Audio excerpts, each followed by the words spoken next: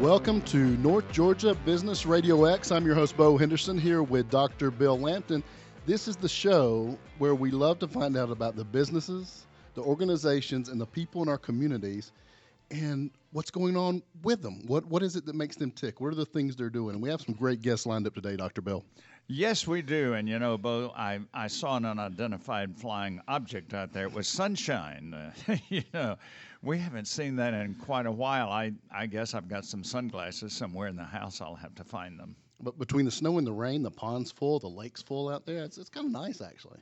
To see the sunshine is nice. That's refreshing, right? So, well, let's jump right in today. I'm very fascinated, interested in the conversation we're going to have with our first guest. It's Odis Sisk with Green Prism Consulting, LLC. So, Odis, welcome to the show. Thank you, sir. So, give us just a big overview, 10,000-foot overview. What is Green Prism? So, Green Prism is a entity that really is three parts. We're a consulting firm, a landscape management firm, and an education firm. So we like to pride ourselves in not only educating our local constituents, but also our clients, and we spread that around the world through education, and then we take that we've learned and we apply that locally or even abroad. I just spent 3 weeks in Lake Placid, New York on a big project. So we take that, everything from the consulting, which is dealing with environmental issues, pre- and post-construction. We work a lot with the Corps of Engineers properties. We work with, if your car happens to hit someone's tree, how to deal with that. If someone falls out of a tree, then on the landscape management side, we spent many years owning another company called Global Tree Preservation. We learned a lot. We gained hundreds and hundreds of clients in the local community. Now we work with maintaining those properties that we've worked with for so many years, because we also built a research lab during that process. We're pretty full spectrum. So there's a lot that goes on, right? There's a lot, yeah. Yeah, well, I was fascinated because it's not every day you run into an arborist, right? So my question that comes up is, where did that path come from? Did you know at an early age this is something I'm fascinated with, or did it come later? What's the story to get you to what you're doing now? Well, I'm multiple generations. My dad did this until he retired. My uncles and cousins and sister, my wife even, she was my partner with the tree firm that we had. So this has been going on since the 1800s. Wow. We have in our family history. As soon as they made it here from Ireland, they started the logging world, and they've been doing tree care or tree removal or logging or some fashion ever since the 1800s. Wow. So this is something you grew up in. Yeah, and it's what I've found from traveling around, even in other countries, is this is a family industry. It's more of your normal where you pick up the last name of Smith. You may have been a blacksmith. Right. Well, the individuals that are in the tree care world, that these are traits and skills that get passed down from generation. Normally, as you're a young person, you went to work with your dad or uncle or something, then you just pick that up. Other countries have got a much more elaborate education-based system where you can just pop in and learn all these skills. Here in America, it's still a lot of families that own the companies, and their children and cousins and uncles and those parts and pieces are all what make it happen as the family unit. So you, growing up around it, you're like, hey, I love this, because it can go either way. You can go, I've seen so much of it, I want to do something completely different. Yeah, but you chose the path. This was not the path I wanted. Oh, really? I really enjoyed hydraulics and wanted to be a hydraulic engineer. Then I was working on a big piping system job for a while, not for long, but then found I was pretty much unemployable. And so in the tree care world, the good thing is you can be yourself, you can have a personality, you can do a lot of other parts that you normally don't get in a normal 9-to-5 kind of job. It's very exciting, which the other job that I was in, it was very boring. And being a young person and being on tree crews my whole life and working on logging yards as a young person, I liked the excitement, and the tree world definitely offered that. So I left the pressurized pipe world and moved into the tree world at about 18 years old. Oh, wow. So one of the questions that comes up, talking about being a certified arborist, what are some of the benefits? You know, this is a North Georgia show. Mm-hmm. What are some of the benefits of having you here in the community? Well, I offer a lot of free classes around the community through the Master Gardeners, through a lot of garden organizations. We spread that information around, and it's what's a lot of people don't realize is there's a big difference between it being an arborist, which is anybody who does tree work is technically an arborist, and being a ISA or International Society of Arboriculture certified arborist, which means you've taken it upon yourself to learn the biology and the physiology and the chemistry. Then you took a test that is basically the equivalent of a bachelor's degree. So there's a big difference between the two of them, which allows you to be able to see the science of not just cutting out branches, but why is the tree doing this, which offers your clients a much better room for error, that they're not just looking at the obvious symptoms of more of what's going on under the ground, what's the environment like, what has changed, why is the tree doing these things, which offers a little bit better protection for everybody. Excellent.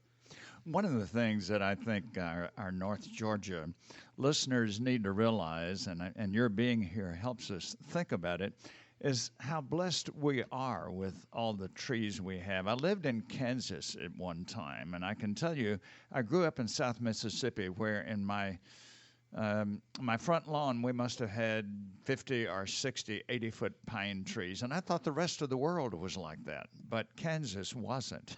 And I remember so well talking to a guy one time, and he told me he was from South Dakota. I said, "Where are you from in South Dakota?" He said, "I live near the tree and the lake." So we need to realize what a blessing we have with all these trees. And we live in a very biodiverse area of the state, and not only the state, but the entire country. We never had a glacier in this part of Georgia, and we were never under the ocean. So, and we also live in the second oldest mountain range in the world, the Appalachian Mountain Chain.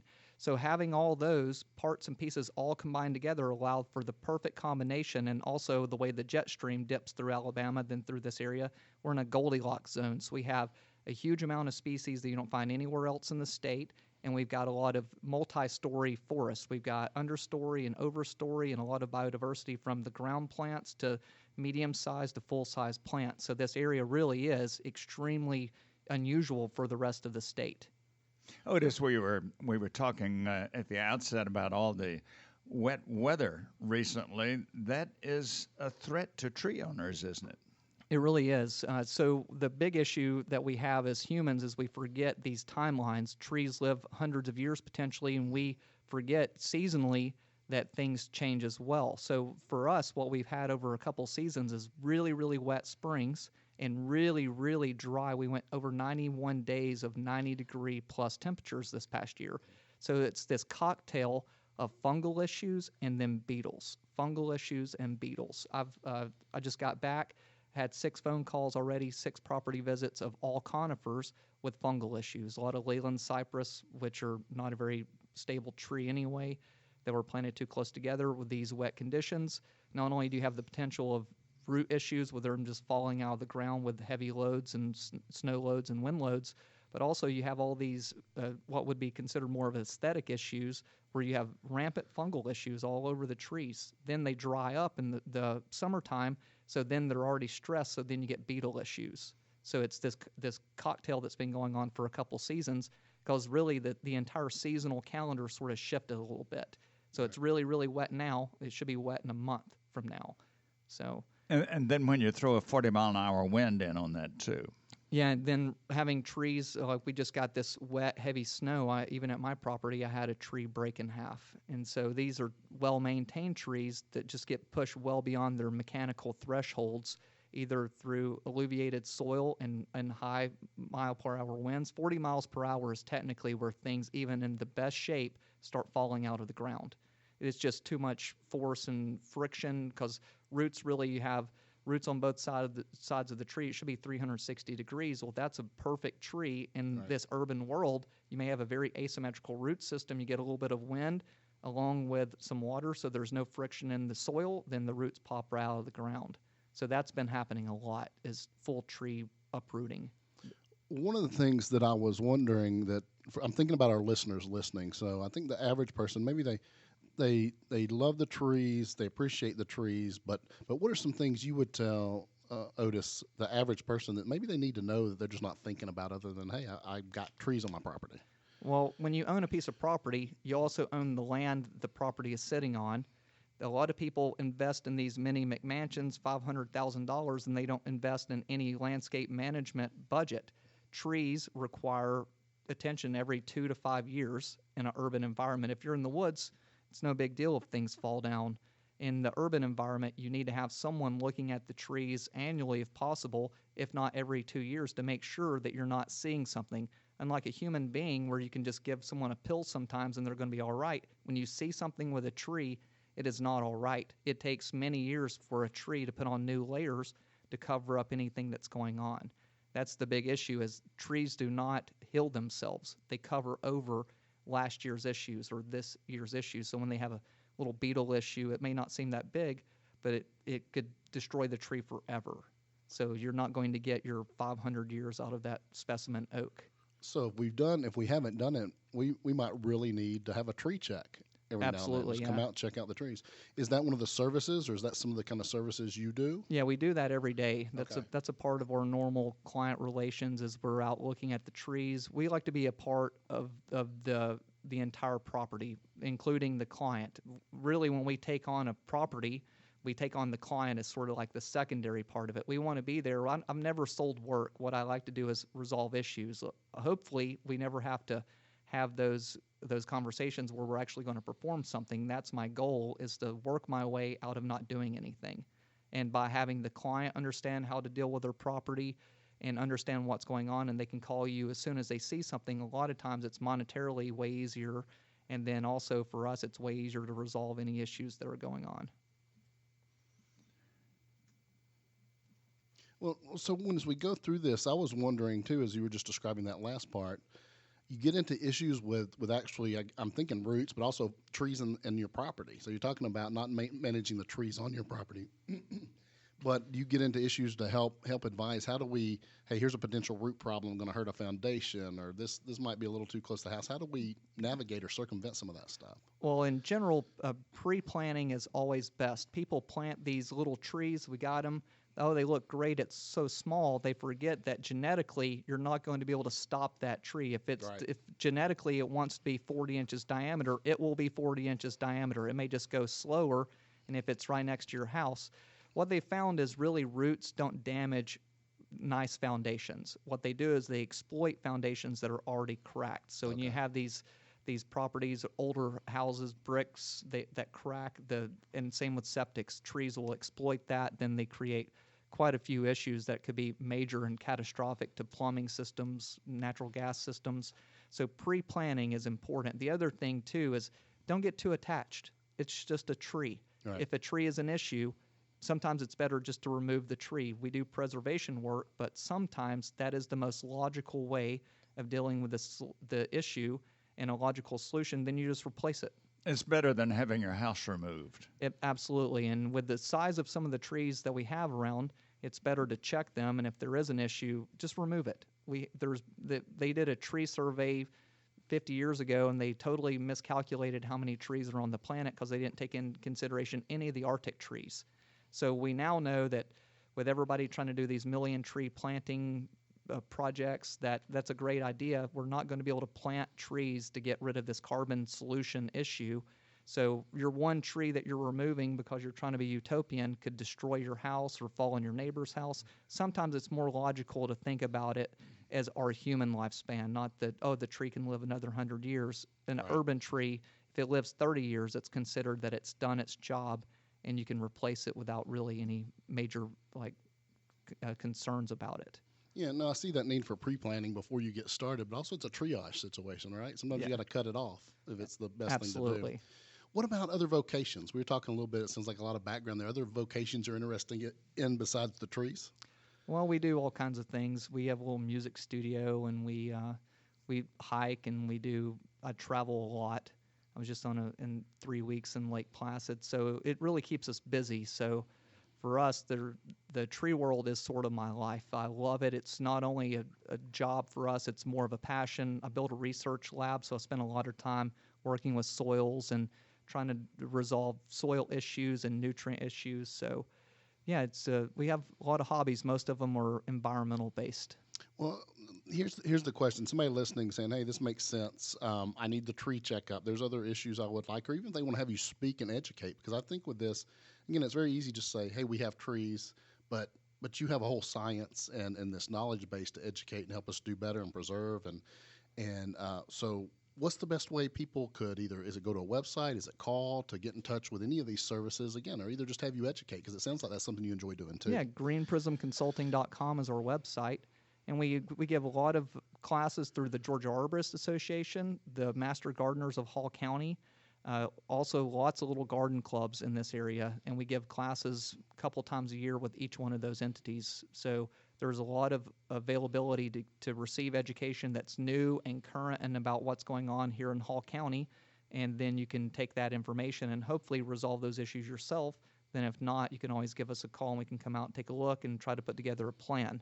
And that's always people get overwhelmed. If you've never done anything for 20 years and you receive a quote from a tree company, sometimes it's like, wow, that costs more than my car does.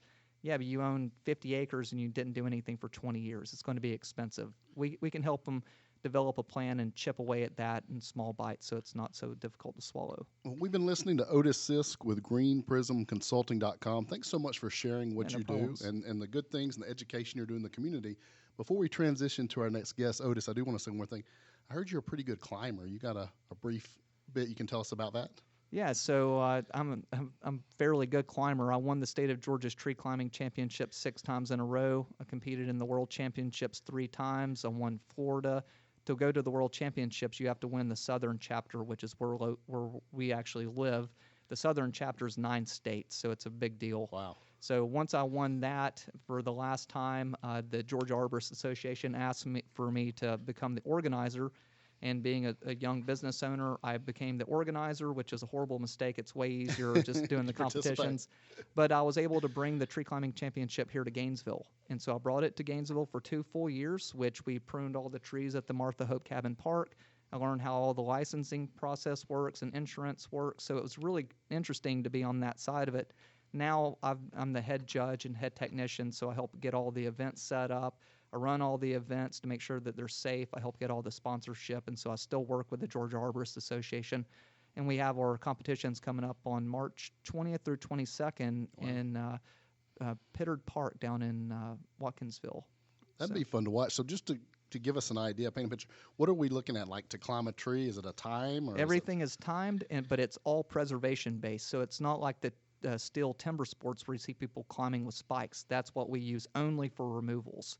If you're arborist or tree guys using spikes to prune your trees, you shouldn't use them. That's a practice that was taken out of our industry in the 1800s. They knew that was bad. So those are only used for removal. So in the residential world, everything is on rope. So it's as fast as you can climb. And we have people that world's fastest footlock, which is climbing on 2 ropes like the way they used to do in gym, is 13 seconds for 50 feet. Holy cow. So, and now with modern systems, people are doing 50 feet in about 12 seconds on different kinds of systems. So it's extremely fast. Everything is fast. So if a bear's chasing us, I'm pretty much out of luck, right? You may be out of luck. So, unless you can climb a rope really fast. Wow. Well, Bill, so that's we're talking about some good. We have our very own champion right here in Gainesville. Yes, and it's wonderful to have Odis on the show. I will say, Odis, I will not see you up a tree. I will see you there, but you will not see me there. We'll meet you at the top. Well, the recreational world has really taken off, and so there's a lot of opportunities. And if you do come to the tree climbing championship in March, they have a lot of children's climbs, and it really allows children to be able to go outside their normal everyday activity and feel exposed safely in climbing trees on rope with safety gear and with professionals. So it really starts them off young of understanding and respecting being at height and also just something new for them.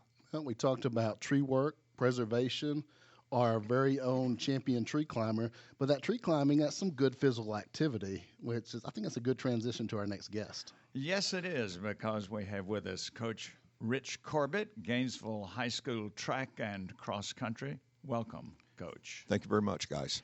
You know, I have a little bit of very distant connection with cross country in that one of my grandsons won the state championship in South Carolina a few years ago. So I firsthand, I know, and you can talk a little bit about this, both with track and cross country, the degree of dedication and training and diet and discipline that goes into that. Yes, sir. I tell you, we've got some kids that put in a lot of work year-round. We mandate that we take 2 or 3 weeks off after each season just to let the kids recover a little bit, take a break. But They're usually itching to get right back at it, and we work our way up to about 60 to 70 miles a week by the end of the summer, leading into cross country. During track, we'll back off the mileage a little bit because we get a little more specified on the track. Is that outdoors in the summer heat? Yes, sir. Yes, sir. We start early, about 8 o'clock in the morning, and the kids, I've got water out there on the course with them, and, they love it. They love it. It prepares us. We got to compete in August, and the temperatures don't change. I mean, September's not much different either, so. That's right. So you can't just train in November. No, sir. No, sir. The work put in the summer builds that base for you for cross country. Well, tell us a little bit about what's been going on with the program, particularly over the last couple of years. Yes, sir. I took over 2 years ago. We had a lot of coaching changes at Gainesville High School with the opening of Cherokee Bluff. Several coaches went that direction, opened up some opportunities for coaches within the school, which opened up a position for me doing cross country. I'd been at the middle school for 2 years handling that program. So 2 years ago when I took over the high school program, a lot of the middle school kids that I'd been coaching were coming up out of 8th grade. So the program really took off. I remember the first day of summer practice 2 years ago, wondering if kids would show up, and had about 50 or 60 that day that showed, and I figured we were going to be okay. Well, I guess maybe you were a competitor yourself? Yes, sir. I competed at Walton High School back in the early 80s. We won 3 state titles as a cross-country team. So we had a lot of success. Then I went on to Florida State to run track and cross country there in the 80s. Excellent. Well, what's participation like now, Coach? Is there a handful of kids, 100 kids? I mean, what's going on out there now? Well, the good news at Gainesville High School, we've got a demographic that likes to play soccer and likes to run. If they're not going to play soccer, they're generally going to come over to run. It's with the Hispanic background, those kids have grown up chasing soccer balls, and that usually transitions over to pretty good running. But we cross all the demographics. We've got about 70, 80 kids that run cross country. Wow. The middle school program's about just about as healthy. And then right now for track, we've really grown the numbers in the last 2 years with my fellow head coach, Coach Philip Davis. We've grown the numbers up around 100 for track. So it's really booming. We're doing a great job over there with the kids. That's a good-sized program. Yeah, they're buying in. We're really my goal with the program, especially in cross country, is I try to keep the JV and the varsity together. I really hate the term JV because I've got kids on that JV program that would be solid varsity at any other high school. Wow. So I try to take both those programs where we go to a lot of big meets, try to face bigger competition. We're going to be going to 7A next year, the largest classification in the state. So, it's important that we understand the competition is going to get even better. We finished 7th the last 2 years in cross country for the boys in the state meet. Excellent. Well, one of the questions I had, I don't know if it's changed a lot. Do a lot of these guys and ladies, do they mainly do track and cross country, or do you have other coaches encouraging them to do off season work there to stay in shape? I mean, do you have some of that, like cross sport athletes still? We do. I think as coaches, we try to encourage kids to dabble in different sports. I think the problem that we encounter is we get into high school, that's really big in middle school. So we get into high school, we start to get a little bit more year round, whether we as coaches like to admit that or not. Right. But we do have the athletes. We've got an athlete that runs cross country every year, and then he's really a great wrestler for the school. And then he transitions into outdoor track when wrestling in. So we've got a lot of kids that with basketball season wrapping up now will come on out for track. Some of the football players come out to throw and run sprints. So we do have some dual and triple athletes. But as far as the kids that I specify with the distance runners, most of them go year-round with me running distance. Now, some will go to soccer in the spring. Wow. Coach, what does your track program include? What events, and do you have hurdles and pole vault, and what does it include? Oh, yeah, it's every event that would be in any outdoor program for the high schools. We go the full spectrum. We've got coaches that are specific to some of those events. You mentioned the pole vault. We've got a great pole vault coach in Lara Mallard at the campus there.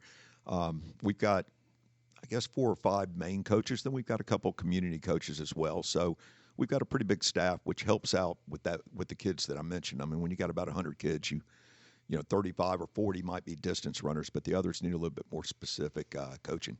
When you say distance runners, what is the competitive distance? Well, in track, it's the 800 mile and 2 mile, which is the events I get a little more specific with. In cross country, it's a 5K, 3.1 miles. So the kids put in a lot of work. We're not at the school very often. Once the practice starts, we're off in the neighborhoods running, and I'm usually up the roads with them, checking on them.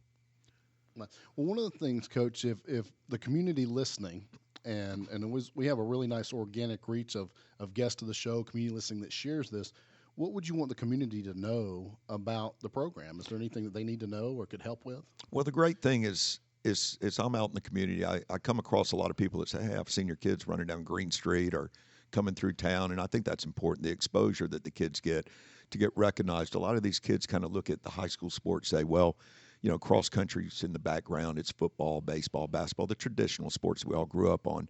But I think the kids are really making a difference and changing that perception. So, I think we've gotten a lot of community buy-in the last 2 years. We've got support from the community. We've got a sponsorship board, and the sponsorships are growing every year. We really work on the sponsorships more for track because track is a little bit more expensive with the equipment that we have to purchase. Cross country, we do a fundraiser called a lapathon. It's pretty easy to raise money for cross country. Track's a little bit more detailed as far as your investment. Right. One thing I'm curious about, I knew a friend from my hometown in Mississippi who played college football and then pro football, and I was talking with him one time in later years, and it was his theory that people have speed innately, that you don't develop speed. Was he right or not? Well, I think you're born with certain traits. I mean, there's kids that are born to be a distance runner. I had a little bit of speed, but I knew I was a distance runner. I think we fall back a little bit too much on the perception that football players are going to be your speed. That's not necessarily true. Sometimes it's some of the soccer players. They've got a lot of quickness. It's just about trying to develop these kids, and that's where Coach Philip Davis gets more involved with the sprinters, along with one of our other coaches, Corbett Jones. Well, Coach, you did talk. I want to jump back real quick. You talked about sponsorships and funding. How does that work, or how could the community get involved, or how could they participate? Well, we are on our sponsorship board. Anybody that donates $250 or more a year, we put their graphic on the sponsorship board and recognize them. But we take all donations. We've got people that donate $100. Some people just sponsor a student for their student dues because we do charge $100 a year for dues, and that's in cross country and in track. But if anybody's interested in donating, they can send a check directly to Gainesville High School, made out to Gainesville Track, to my attention, Richard Corbett. Very good. You notice he didn't say made out to Richard Corbett. No, right? sir. No, sir. And he didn't say Bo or Bill either. No, sir. I write those receipts daily and deposit it. Very good. The thing that I'd like to know next is, how many of these get college scholarships? We've been real successful the last 2 years. We've got three boys over at Emmanuel College right now on full scholarships. A little bit is that financial aid and grants that they were given, but for the most part, their academics were covered. It's the housing that they had to work to get covered. But that university is about $32,000, and I think they all three got around $18,000 to $20,000 in scholarship per year. So we've got some kids down at Bruton, Parker, some of the smaller colleges, because, what I tell the kids is there are scholarships out there at these smaller universities. If they'll get off the mindset that they have to be a D1 scholarship athlete, right. There's so many schools, and I'm right now in touch with Bruton, Parker over two of our seniors, trying to get them placed right now. But we have not had a lot of seniors lately graduating. We've been a young program and still are. But the success that we've had with the kids going on to college to run has been outstanding, especially for these first generation, the Hispanic kids who really are going to be the first college graduates in their families. It's a great accomplishment. Well, that's a great incentive for the kids. It is. And my goal is to get them exposed outside of Gainesville. I want them to go out and see more than Hall County. And that connection, are your competitive meets, are they all around North Georgia or beyond that? No, I think in cross country especially, we've tried to get outside of this area. This year we took a big, bold move by skipping our county meet, which was a first for us. We hated to miss the county meet because it's a big deal, but it gave us a chance that same weekend to go to a bigger meet outside of Hall County. When I took the program over 2 years ago, I took them to Carrollton. This year, hoping to raise enough money to maybe take them down to Florida State, where I still got connections with the program down there. They have a big invitational during cross country. During track this year, we've exposed our schedule a little bit more, opened it up a little bit more to some of the schools down Georgia 400, the Alpharetta schools, the Forsyth County schools, knowing that we're going to be in that region next year as a 7A school. Well, something I was thinking about, Coach, for listeners with kids, or the kids might be listening, say they're coming up maybe through middle school, and they're saying, well, I like to run. Maybe I'm interested. What would you tell that person about, hey, why maybe look into this? Well, right now, Parks and Rec is doing a great job of starting their track program. Oh, good. It's through grades 1 through 5. And it's county-wide. It's not just Gainesville City kids. But I think the deadline is approaching this week to register for that at the Gainesville Parks and Rec Department. As far as our middle school, what we're doing this year is kind of unique. It's something new. We're trying to bridge our middle school program with our high school program to give them more exposure to our high school coaches and our high school facilities. We make no cuts at the middle school or the high school, unlike a lot of sports. We take all comers because, quite honestly, I don't know if that 6th grader is going to become a great 8th grader or transition to a great 9th grader. So it's all comers. And, we're bringing the middle school kids over by bus to the high school so that we can bridge the gap between the two programs. Very good. I would imagine, just as with any sport, the competitive edge develops with these kids. Absolutely. The more they put in, I tell them, you can come out of middle school as the top 8th grader winning the county meet every year, but if you're not going to put the work in at the high school level, somebody that is going to go right back by you. So, and that's kind of fun to see. We've seen a lot of kids that may have been one of my top girls at the high school was probably my 24th girl at the middle school when she was in, I guess it was 7th grade. Now she's my number 1 and 2 girl. She kind of goes back and forth. So she put the work in over the last few years and it's paid off. I think of these runners long range, no pun intended there, but in my grandson's case, where I said he won the state championship in South Carolina several years ago, he's still a runner. Yeah. It's I would imagine they see the benefits health-wise, the way they feel, the way they look. And I would suppose many of these keep that as a lifelong habit. Well, that's really one of the goals I speak to them about, is that I'm trying to give them an opportunity to participate in a lifelong sport. And, my next step is trying to expose them to running in road races. That's one thing these kids don't get exposure to, because that's a financial investment nowadays with $30 road races. But I grew up as a kid running the Peachtree Road Race every year, although I lived in Atlanta at the time. It was a little easier. But, yeah, it's a lifelong sport, and I tell them that. You can play football, basketball, things like that, but, those might be limited as you get injured, things like that. But with running, it's especially distance running, it's a great thing to get into. Oh, Coach, one thing that's been a little bit fascinating to me about the cross country, and tell me if I'm missing something here, it's that it's a team sport, right? There's a team win, but you could have an off meet or just get beat, and you could still have a personal win. So it's kind of both levels, right? I love that you said that about cross country. It's much as I work right now. We're in track season. Cross country is an awesome sport. It is a true team sport. You can have the kid that wins the state meet and finishes first overall, but if you don't have a great number 5 runner, Right. Your team score, they score at top 5, 1 through 5.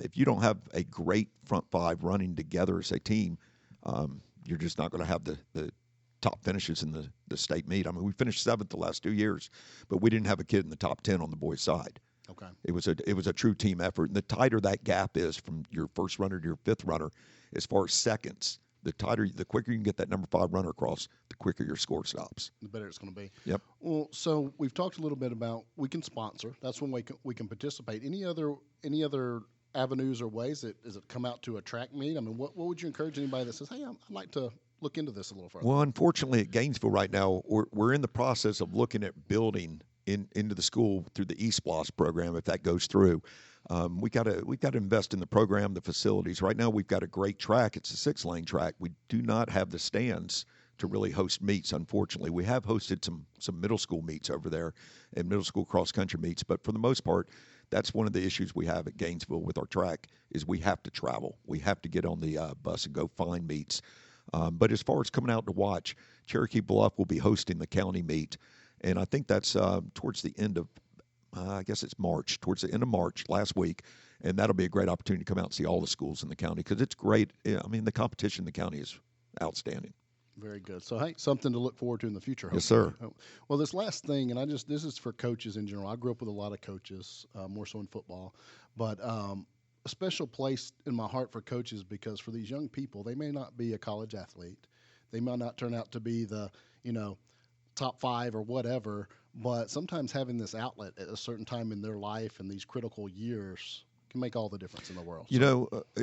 What makes me the most proud is seeing my kids succeed in the hallways, in the classrooms, the clubs. To be a great distance runner, you have to be dedicated, and that translates over into the classroom as well. Most of these kids that I coach are high GPA, high academic achievers, and they participate more than just the track and cross country programs. They participate in the other sports we mentioned, but also the clubs. That makes me proud. I've got a couple that stop by my house in the morning as I'm getting ready to go to school. They're out on their morning run. That makes me proud that they've bought into that. When we started, it was about getting the afternoon runs in, and then we transitioned into the idea that you needed to get up in the morning and also get some running in. And it's pretty neat to step out my door because I live right here in town and see the kids running by.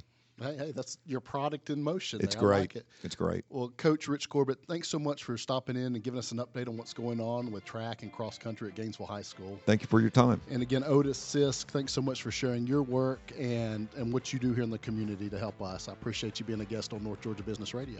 Yeah, thanks. And Dr. Bill, another great show. Fascinating. Interesting. We keep helpful, learning more yes. about these people that make this community go around, and I'm so excited. And we'll see you listening, same time, same place, right here on North Georgia Business Radio X.